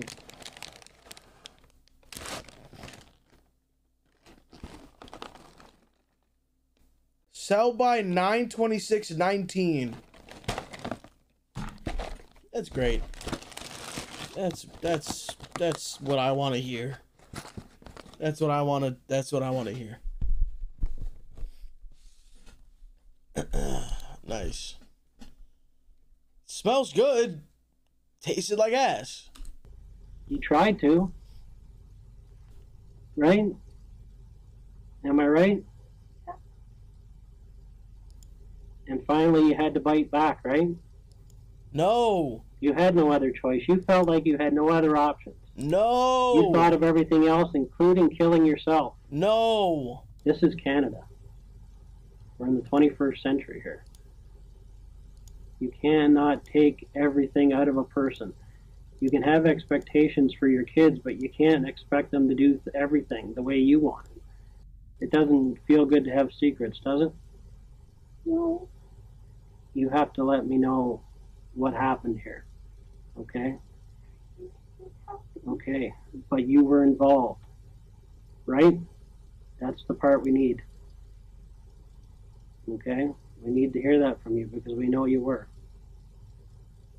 The detective appears to be getting nowhere, so he now lowers the gauge of admission. A confession to a lesser offense is far easier to attain, but once it is attained, can be used to build on the more damnatory elements of the case. You'll also notice that he uses broad terms that infer guilt, yet don't directly accuse Jennifer of murder. You knew before that night that this was going to happen. I'm going to make that easy on you. That's a true statement, right? You knew before that night that they were coming, right?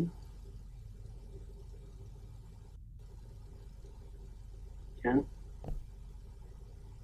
It's not worth it anymore. It's hurting you.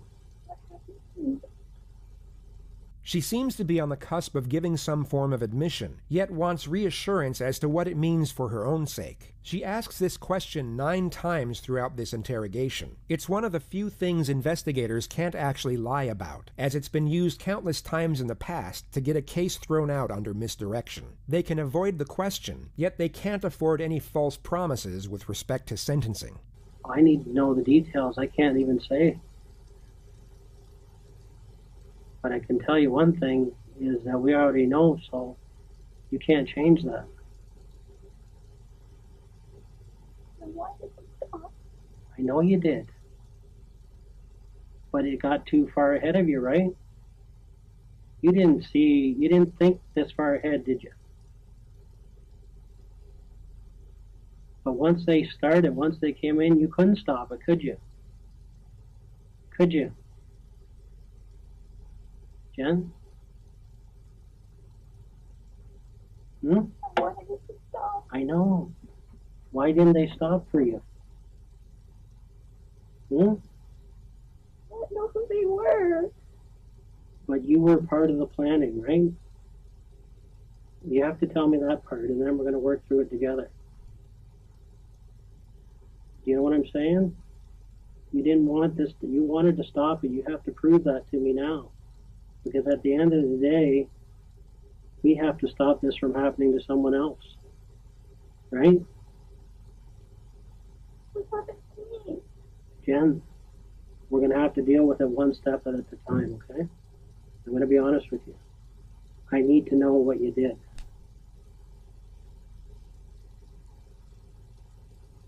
And then you and I are going to work through this together. Because the most important part of this whole thing is that we do the right thing for your mom. Right? I am her voice right now. I'm working for your mom. That's my job. And I have to get to the bottom of this for your mom.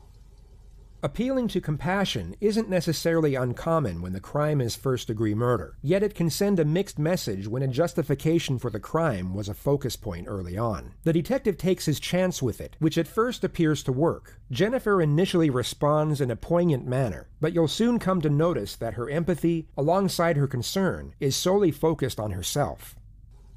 But we got to start. But what happened to me? Well, I don't know at this point. Okay, because I don't know what you're going to tell me other than that you were involved, but I need to hear it. What this all was a last-ditch effort to live your own life, to be your own person, to make your own decisions. Look at all your friends.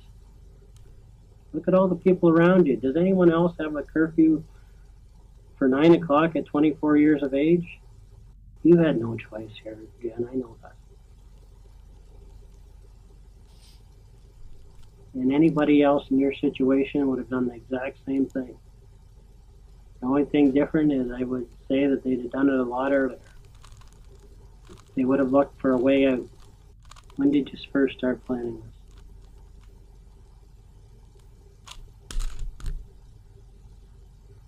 When was the final straw? What was the final straw?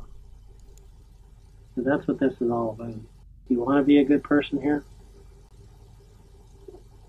Jennifer knows exactly what questions to answer and what ones to ignore. Anytime a question is non-incriminating, she gives a response. Yet when they are incriminating, she remains silent. She is no doubt feeling the pressure, but still very aware of the situation and the potential ramifications of her words. Okay. And you know when a good person makes a mistake, they have to face that mistake, right? Right? What do you think should happen? I don't know. You're going to prove to people that you know what the right thing to do is. That's what is going to happen. That's what your mom wants right now. She's watching us here. She's wondering, is Jen going to make the right decision here? Is Jen, after all of this, going to come out on top doing the right thing? I'm here for you, Jen. I'm here for your mom.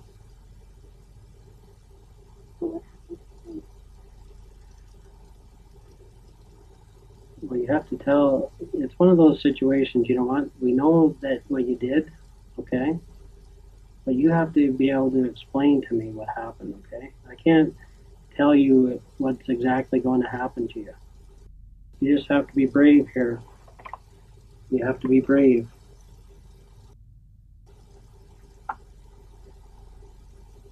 "3 hours, 20 minutes, and 26 seconds. The exact amount of time it took for Jennifer to display genuine emotion. The investigator would later testify this was the first moment the suspect was being authentic. He allows her to fixate on whatever thought brought this on, and remains completely silent for just under 2 minutes.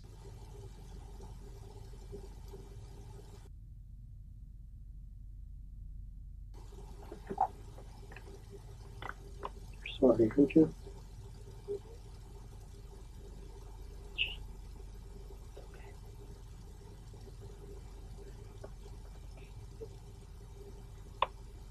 What? They were supposed to take you? What? Okay. So they were supposed to take the whole family out? No, just me. What went wrong? The detective now has one foot in the door. It's not an outright confession, but Jennifer has now admitted to planning the home invasion all along. And although she asserts that she was the intended target while her parents were meant to be spared, the information she has now given is enough to place her under arrest. Jennifer is no longer going home after this interview. The detective now presses for more information on the amended storyline. It's essentially step one of day one all over again, but from a more powerful position. He knows she is still lying, and now locks her into as many lies as possible within the new narrative. What happened? Why did it change? I don't know. Okay, what do you know? How come it was supposed to be you? Because I didn't want to be here anymore. Why not? Because I was such a disappointment.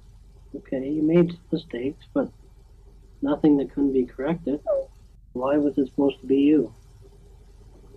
I want everyone to be free from me. Why did it happen this way then? I don't know. Everyone to be free from me. I was disappointed in everything. Okay, but why did it have to happen this way? Because when I tried suicide, I failed. What did you want done? How? Didn't matter. Okay. So who did you get to do this then? I don't know who he is. I just got his number. Okay. And what's his number? I don't memorize it.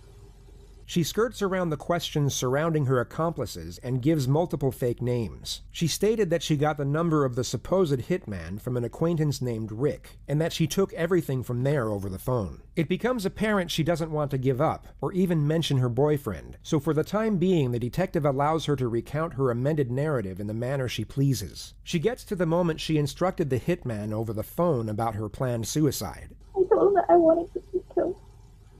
And did he think that was something crazy? He said, "Are you sure that's what you want?" And I said, "Yes." Because I don't think many people get that request. Do you? No, but that's what I wanted. And he asked me over and over just to make sure I was sure. And I said I was sure. Okay, so what did you ask him to do then? Come take me out and then leave. Okay. Why did they do it when you were, when your parents were there then? Never alone. In the nighttime. Okay. So that meeting you had with Rick, you told him what you wanted? No, I just said that I wanted, if he knew anybody who could take care of something that I needed, just that I wanted to be killed. And he said what? Here's the number. Did he have the number with him that day? Yes.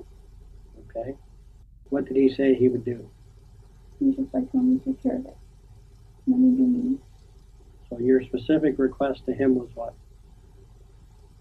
To come in and make sure you kill me. So he does come into the house, and you're the obvious only young girl there, right? Okay. When he came to your room, Yes. what discussions did you have with the guy that came to your room? The real discussions you had, not what you told us. Where was the money? And I showed him where the money was. Okay. What? But he obviously said, I'm here to do what you asked. He never said anything like that. What did he say? Just like hands behind your back. Did he discuss ways with you how he would do it? No. Did you request any way for him to do it? To make sure no one else was around. Okay. Why didn't they do it the way you wanted? I don't know. I asked them to keep me with my mom when they took them away. It doesn't seem to make sense. I know, it doesn't make sense to me. Because I was supposed to be. Okay. Can you sit up for a minute, Jen? Okay, look at me.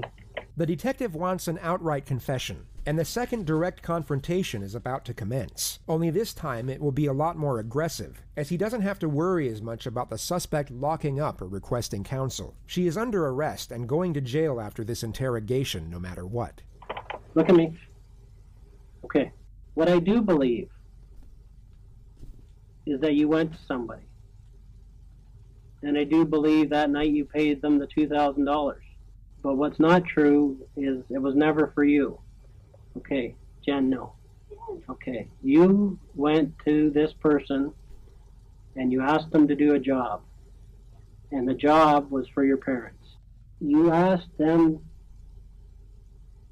to do this job on your parents, Jen. Okay, let's be truthful. Okay, nobody's going to come there and get the wrong people. If you wanted to kill yourself, Jen, you're not going to pay somebody $2,000 to do it. I couldn't do it myself. Okay, but there's other ways, okay? And if that was going to happen, they could have taken you outside and done it anywhere. It wouldn't matter, would it? If you really wanted to die, all they would have had to do is pull up beside you in a car and shoot you. You made a specific request, and the job was for your mom and dad. Okay? Nobody's going to come in there and do the wrong job. Okay? Nobody's going to do that. They came, you paid, and they did what they were supposed to do. And the plan was for your parents. Okay? Jen, you have to be honest with it. This is the only thing that's in contention here. Okay? You made the mistake, okay? Everybody understands. Everybody in this police department feels sorry for you. I can tell you that right now, okay? Because they've seen what you're going through. It's so obvious, okay? That all this tension you put out, basically this is like a volcano, all right? And at one point it was just too much and you erupted, okay? And you made a bad decision, okay?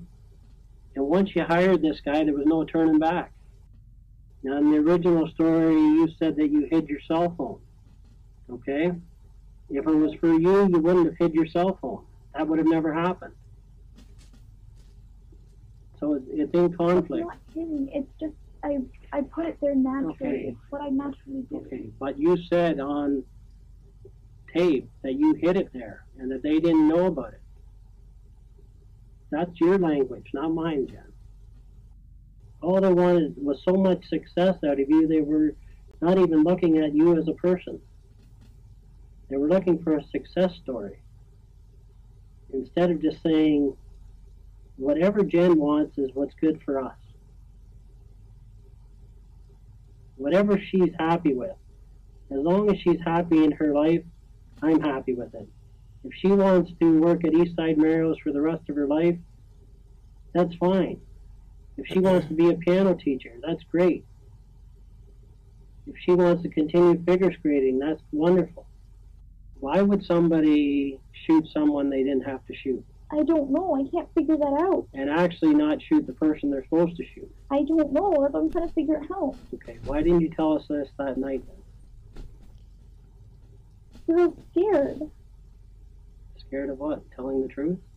Yes. It's the But I same wanted thing, to bro. die. Every time.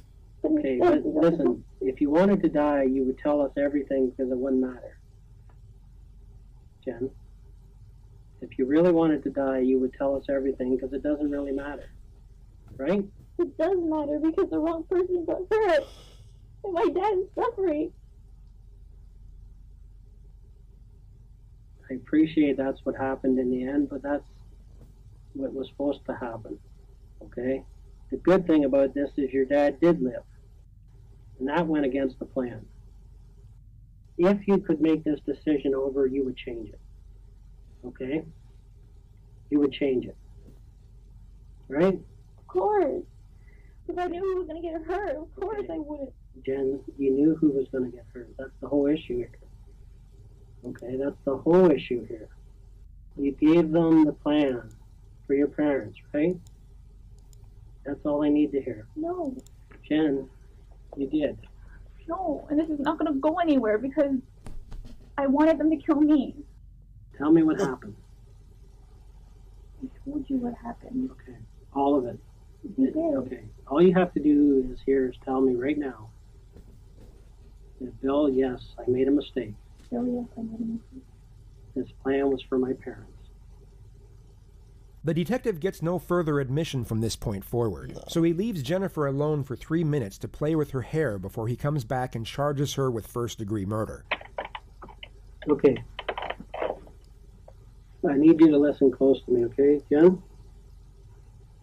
At this point in the investigation, okay, I'm going to be arresting you for murder, okay? Also attempted murder and conspiracy to commit murder. Do you understand that? Just have to tell me if you understand those charges. Just say yes or no. Yes. Okay. So what we're going to do right now is, do you have your own lawyer? No. No? Okay. Do you have a lawyer you would like to speak to that you know of? No. Okay. Would you like to speak to duty counsel? I just want to talk to someone who can help me understand. Okay, so who would that be? I don't know. So do you have a lawyer? You said that you were on my side. And Okay, I am on your side, Jen.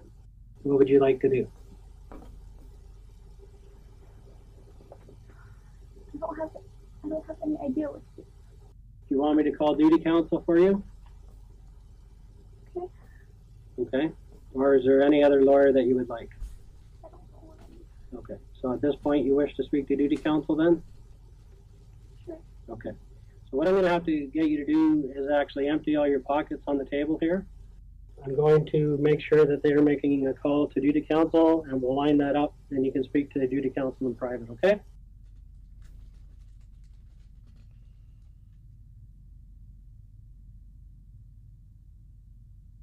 We've made a call to duty counsel, and we're just waiting for them to call back, okay? Need a drink of water or anything? What's that? I do have to go and speak to these officers, but I'll come back and speak to you, okay? But we got to take care of the lawyers, okay? That's the priority right now, okay? Bro, if she The had next just time got a lawyer to begin with, she would have never got arrested. This would have never happened. There would have never been a confession. There's no evidence. Jennifer would see this detective would be when he testified at her trial. It began on the 14th of March, 2014, and Jennifer pled not guilty to all charges. Her interrogation tape was one of the more damning pieces of evidence put forward by the prosecution. Yet the most damning were the 116 text messages between her and her boyfriend in the 6 hours leading up to the murder. They thought using burner phones to communicate would cover their tracks, yet forensics were able to uncover the entire discussion just 1 month after the incident. They spoke in detail about how the crime would be carried out, and it was enough to convict them both, as well as each of the intruders who were linked to the crime via DNA evidence and witness testimony. They were all found guilty of first-degree murder and given a life sentence without the possibility of parole for 25 years. Jennifer Pan is now 34 years of age. She is currently serving her sentence at the Grand Valley Institution for Women in Kitchener, Ontario. She will be first eligible for parole in November of 2035. Yo, she actually might get out of jail. That's crazy, bro.